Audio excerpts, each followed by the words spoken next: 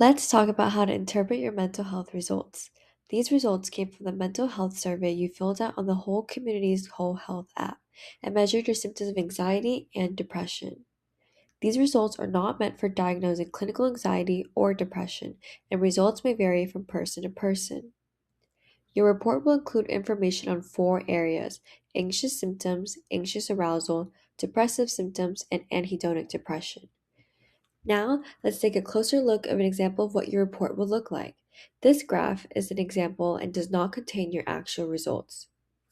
Here is the name of the graph, in this case, anxious symptoms. The yellow dot represents your score for anxious symptoms. The numbers at each end of the line represent the range of the possible scores for this survey.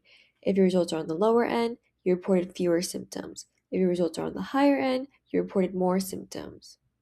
Each graph has a different range because the questions and scoring are different for each area. Remember, the graphs represent a range, not a percentage, so you should not compare the graphs with each other. This gray box shows the range of scores for 95% of study participants who took the survey. If your yellow dot is inside this gray box, you showed similar levels of symptoms as 95% of participants. If your yellow dot is outside the gray box, you showed higher or lower levels of symptoms than 95% of participants. But remember, everybody is different and symptoms may vary from person to person. Again, these results are not meant for diagnosing clinical anxiety or depression.